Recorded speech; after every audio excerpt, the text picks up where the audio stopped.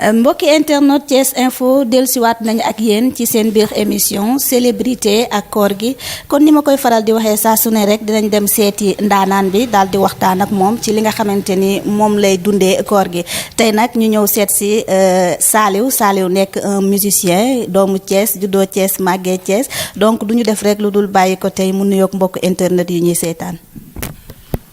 salaamaaleykum Thiès Info salaamaaleykum Thiès kay may nuyu Sénégal yëpp di kontaan bu baax ci dalal bi ngeen ma dalal aussi di wax ni que c'est un grand plaisir de faire cette émission avec Thiès Info. merci Saliou alors Saliou dama bëggoon a xam sénégalais yi kañ la ñu découvrir exactement Saliou. bon Saliou pratiquement sénégalais yi ñu ngi ma découvrir ci période The Voice bi c'était en 2016. Période boobu laa la Sénégalais yi bon peut-être découvrir benn facette ci Saliou parce que émission boobu c'était un peu diffusé partout donc 2S da ko doon teg ak yenn chaînes yi loolu moo tax bon peut-être Sénégalais yi yéex ma xam tuuti parce que bon avant boobu maa ngi doon woy quoi. alors en 2016 nga dem The Voice est-ce que mën nga ñu expliquer naka nga def ba participer à The Voice. bon The Voice concours la woon boo xamante ni que participation bi c'était pas du tout compliqué parce que gars yi dañ lay wax ne la pour nga publier pour nga envoyer benn vidéo bu 1 minute wala 2 minutes après ñu jël man c'est un ami qui m'a proposé ça il m'a dit que mais ça te dirait de participer à The Voice j'ai dit bien sûr il m'a dit envoyer ma benn vidéo ma envoyé ko benn vidéo bu gàtt même pas 1 minute. Après, il m'a rappelé le lendemain pour me dire que ils ont pris la vidéo, quoi. T'es pris pour partir à l'émission. alors bi nga woowee nga dem participer The Voice est-ce que mën nga ñu wax lan nga yëg. bon contentement la woon affaire bu cool la parce que bon déjà j'étais un peu surpris parce que je m'attendais pas vraiment à ce que à aller benn concours parce que bon nekkoon première édition bi aussi Sénégal Afrique plutôt. donc affaire la boo xamante ni que c'était vraiment une expérience la woon quoi ci man ma dem foofu tamit c'était mënuma la expliquer loolu quoi bon c'est affaire bu graaw la c'était une belle aventure daal pour man. alors The Voice fan la yóbbu. bon fi ma yóbbu bëri na de parce que grâce à The Voice bon j'ai eu pas mal de connaissances déjà parce que. je dis que lépp lu ma mën a am ci live doomu aadama moom ko gën a te grâce à The Voice peut-être je suis pas fortuné j'ai pas été awma ci benn fortune bu tax ñuy wax par contre am naa ci lu des gens yoo xamante ni que trésor man pour man ay trésor lañ quoi te tous ces gens-là je les ai connus grâce à The Voice mooy sama famille mooy nit ñi nga xamante ni dañuy bëggee Saliou les gens yi nga xamante ni m'ont toujours soutenu depuis le début aussi donc pour man loolu laa ci gagné mooy image bi d'abord ak connaissance yi ma ci am. alors Saliou ñu gis ni au début da nga doon def comédie musicale. est-ce que mën nga ñu wax lan moo taxoon nga choisir def comédie musicale. bon comédie musicale pratiquement bon je l'ai pas choisi parce que j'ai commencé avec ça. Avant, bon, j'avais un talent bon, que bon, je pouvais pas peut-être contrôler mon talent, donc je jouais avec. Jouer avec ça, bon, ça veut dire, genre, de me donner faux avec mon talent. J'aimais bien faire plaisir, faire rire aux gens, grâce à mon talent, bon, et de me donner réussir, franchement, de retarder les gens. Donc les gens ils prenaient pas vraiment au sérieux au début li ma doon def parce que nit ñi comédien laa nekkoon plus que un chanteur quoi. c'est ça. donc tu faisais plaisir aux gens. waaw c'est ça en fait à la base. mais le fait de faire plaisir aux gens thérapie la lu tax nga bàyyi ko après nga dugg carrément ci musique milieu musical bi. bon je dirais aussi que c'est pas moi qui est allé vers la musique c'est la musique qui est venue vers moi. comment mooy que ni c'est-à-dire je suis pas allé vers la musique parce que bon, je chantais déjà mais je pensais jamais genre bàyyi moon xel li ma doon def quoi dama talent la woon boo xamante dama doon faux quoi à la base bon bi ma demee ba ci biir quand j'ai compris que c'était pas un truc ari boo xamante ni dañ cee dañ ko war a reetaane wala dañ ko war a fowe j'ai pris les choses au sérieux quoi dama jël affaire bi après au sérieux parce que je me suis dit que j'ai plus le droit de chantonner quoi. Je me souviens à l'époque am na ay benn période dama daan way mais dama daan gis ay nit je donnais tellement d'émotion à ces gens-là que je me suis dit que c'est pas vraiment que je peux nekkul dama mën di reetaan loo nit ñi kese mais mën naa jooyloo nit ñi aussi tu vois. mais jooyloo nit baaxul de. waaw ça dépend ci jooy yi rek tamit xam nga am na jooy yu mbégte am na jooy yu mbégte am na jooy yu naqar donc je parvenais à donner des émotions nit ñi quoi émotions yoo xamante ni que c'était pas juste comique mais c'était plein d'émotions quoi yoo xamante ni que des fois tu rendais triste les gens tu rendais joyeux les gens aussi et cetera quoi. alors ñu gis ne aussi à l'époque da nga doon imiter ku ci mel ni suñu maam Yandé Codou Sène wala Michael Jackson wala plein d'autres artistes lan moo la ci xiiroon. waaw mooy. waaw parce que bon ñooñu ay icônes lañ man pour man c'est des icônes yoo xamante ni que mënoo jaar ci way ne da ngay jàng way te jaaroo ci yenn waykat yi parce que pour man bon ay Yandé Codou Xaar Mbay ma Njaga Mbay tout ça c'est ay waykat lañ yoo xamante ni que c'est comme tu parles de Jogal Sakho wala ngay wax Wasis Diop truc genre ay nit lañ yoo xamante ni que dañ lay forger musicalement pour man ay école lañ ñooñu boo jaaree ci ñoom da ngay jàng lu bari pour man donc ça m'a beaucoup aidé nag mooy imitation bi ma doon def parce que je parvenais à moom laay wax quoi keroog ma ni les gens comprendre uñ ba léegi le secret bi nekk ci imitation c'est pas que tu imites le timbre vocal du chanteur parce que le chanteur pour ma la sax chanteur mais nit ku nekk ba ci yow sa timbre vocal comme empreinte digitale la yow rek yaa ko am Yandé Codou timbre vocal bi ma am moom kese moo ko am ci àdduna ba àdduna daj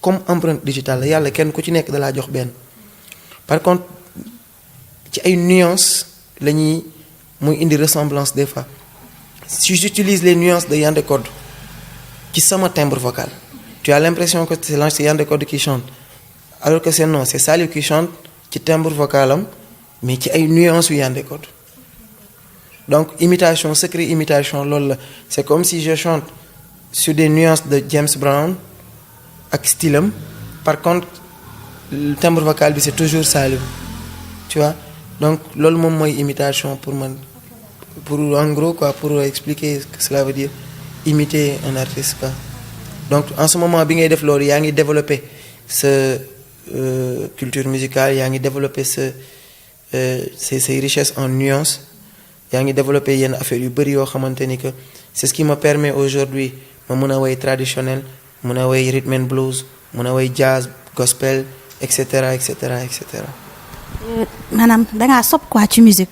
waaw musique sob la rek boo sobee moom pour man si tu as une voix boo sobee loo mënul way amul. parce que ñu ngi lay gis ci pas mal de scènes ngay way mu nekk lu ñu neex torop alors lan ngay wax ci tey sa diggante ak Wally Seck sa diggante ak yeneen musiciens yi. bon grand yi sax laa leen di woowee man parce que man booy ñëpp laa mooy li may wax quoi je suis très jeune je suis né de 92 donc xale laa ba léegi damay góorgóorlu di jàng ci grand yi nga xamante ni que ñoom ñoo ñu jiitu ci affaire bi.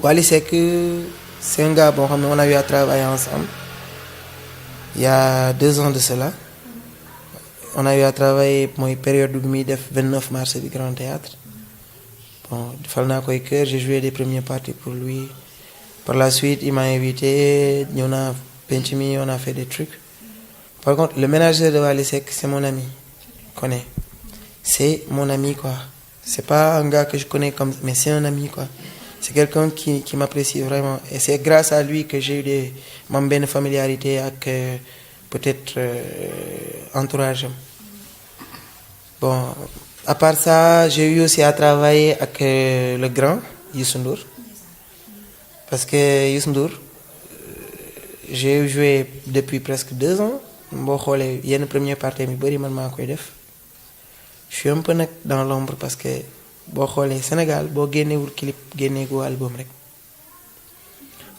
waaw dañ naan ah boy bi kenn xamagu ko donc c'est man défi boobu laa bëggoon relever. yaa ngi nekk ci suuf di liggéey. man défi bi ma bëggoon relever tu sais la mooy de parvenir à jouer ci ay scènes yu mag sans avoir un album ni clip. J'ai 10 clips xaw ma 20 clips yu ñu ma may nii yoo xamante ni que su ma ko bëggoon tourner suba dama koy tourner mais je me dis que chaque chose a son temps artistes yi loolu moom mooy seen problème ils sont trop pressés ci succès pour man Sénégal siw fi c'est comme yeew dem jënd journal toog lire ko. mais est-ce que clip yooyu ngay wax noonu tam amul solo ci artiste bi parce que aussi boo génnee clip nit ñi dinañ la gis mën la vraiment apprécier ba mën la contacter ba tey nga atteindre comme li ngay wax rek jouer ci scène yu mag yi est-ce que loolu amul. évidemment xam nga mooy li may wax mooy que ni défilé woon ci man parce que loolu mooy yoon bi dafa mel ni ñu ne raay bi fii la war a jaar man ma ñëw ne non dama koy dawal ci suuf si waaw loolu dëgër fit weesu ko. dama gis ñëpp di def clip te ku def clip ñëpp waxi ci yow nga aay ak nga bañ a aay kon siiw yomb na ah n'est-ce pas yomb na quoi mais xam nga lan moo jafe ñëpp ne da ngaa aay te defoo dara waaw c'est ça qui est difficile mooy que ni gagner sa respect ci nit ñi te defagoo dara donc pour man défi boobu moom moo jiitu woon après loolu nag.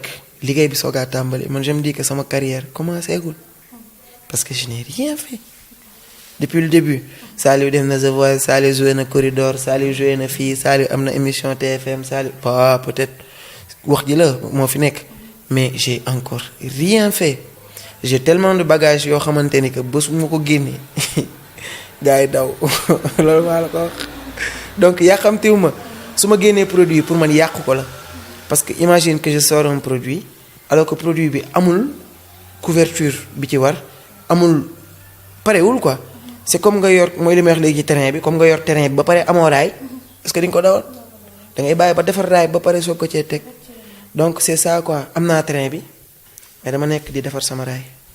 mais Saliou am na manager quand même. évidemment j'ai un manager il s'appelle Balla Sow.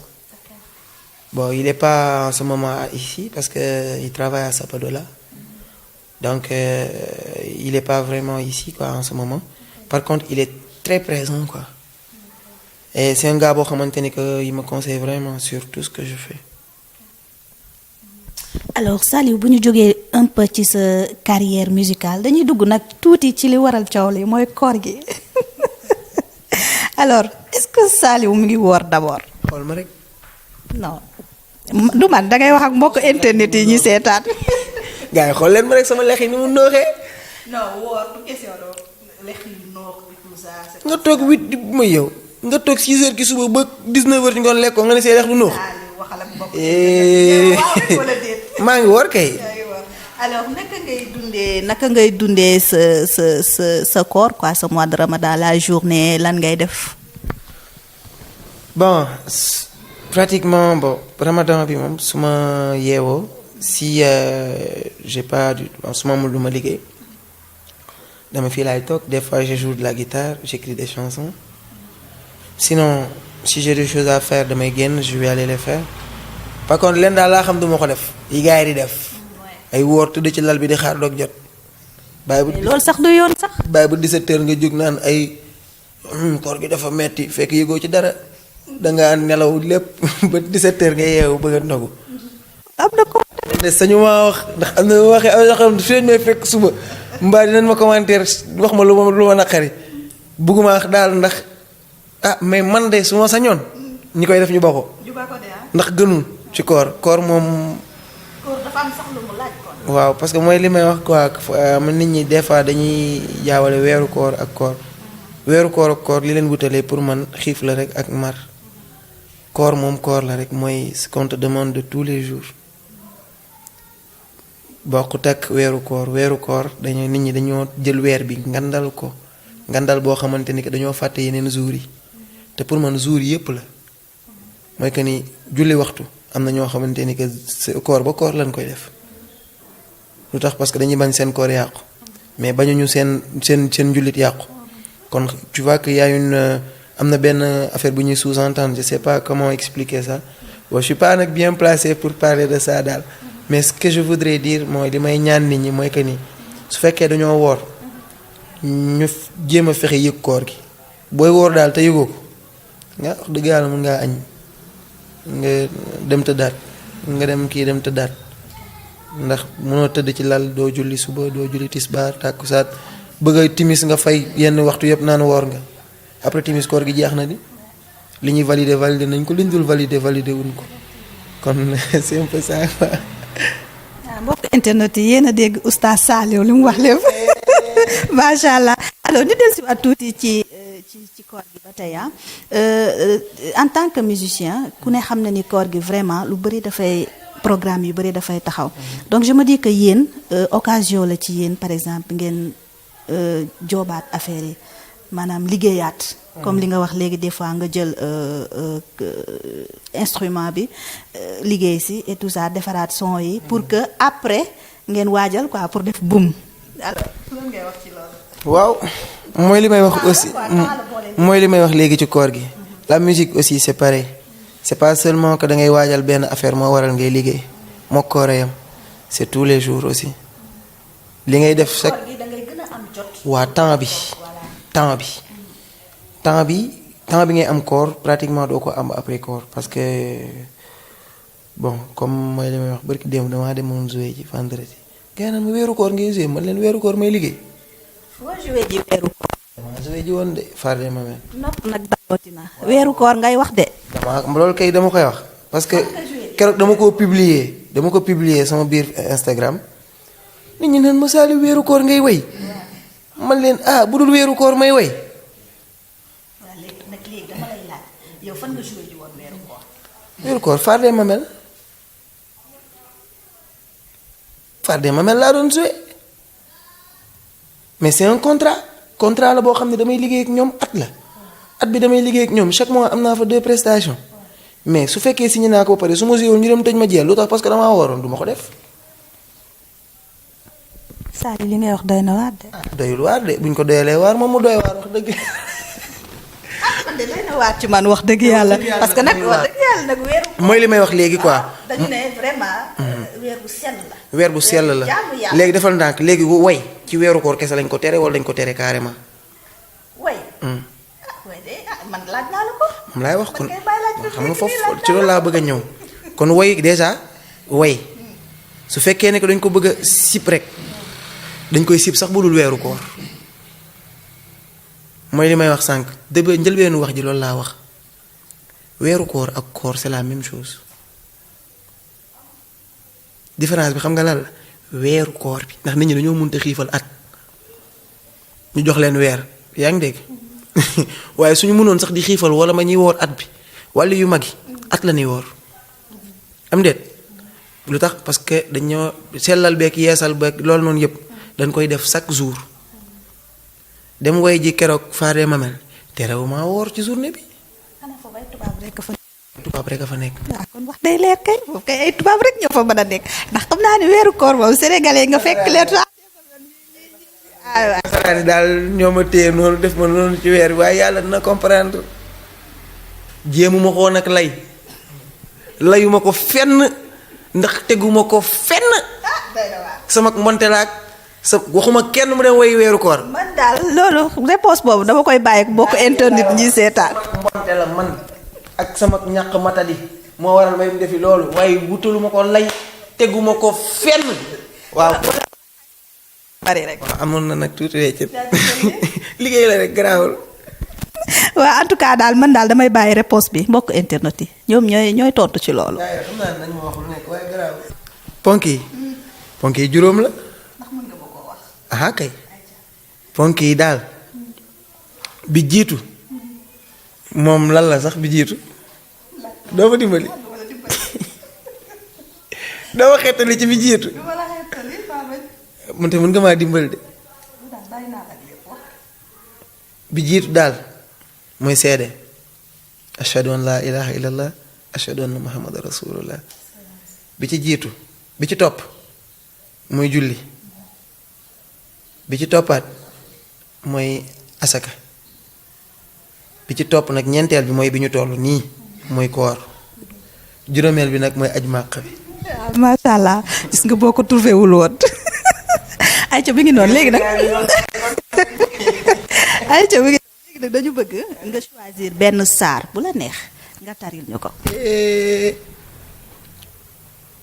benn saar ma tari kii ma tari Wadduha Abdul Baasi.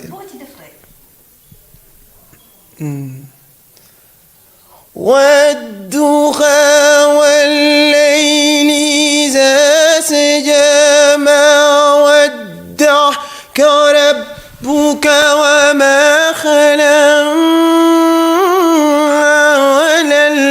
وللآخرة خير لك من الأولى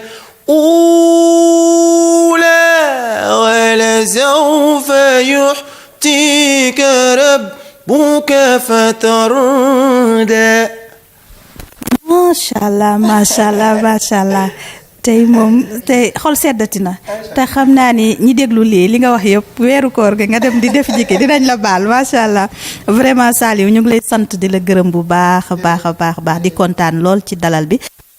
waaw may kontaanaat aussi ci Thiès Info di wax ni que c'est un grand plaisir parce que sama papa Sey Latir ma koy saluer de passage di wax ni que ñu ngi gis liggéey bi aussi macha allah di wax ni que kontaan nañ trop bég nañ ci liggéey bi gis nañ Thiès ni ci gars yi di jàppee parce que dañuy fàtte di wax ni que Thiès dëkk la boo xamante ni ñun waruñoo dem ginnaaw ndax fépp foo dem ci Sénégal doomu Thiès mi ngi fa di représenter Thiès pour man si je suis à Dakar Thiès di suñu moom may jouer fii par exemple c'est pas parce que dama dem Dakar wala dara mais c'est juste que je veux représenter parce que Dakar boo xoolee mooy centre Sénégal donc man je veux représenter sama région ci centre bi loolu waral ma dem à Dakar bañ naa ko ba bu ñu waxee booy Thiès bi la ñuy wax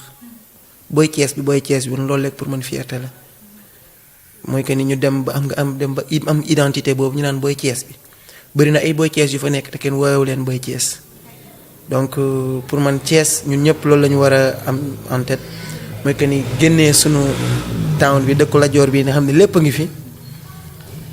ngi fi donc il faut que ñu propulser Thiès ñun ñëpp loxo yëpp jàpp ci di saluer waat tout le monde gisee Baye Serigne ñëpp tous les gens yi nga xamante ni que ils sont derrière Saliou depuis le début di ma conseiller sama grand yi di wax ni que c'est un grand plaisir di saluer aussi sama groupe African Mystique qui ont été avec moi depuis plus de 7 ans ñi ngi ak man donc di wax ni que c'est un grand plaisir kontaan nañ bu baax a baax.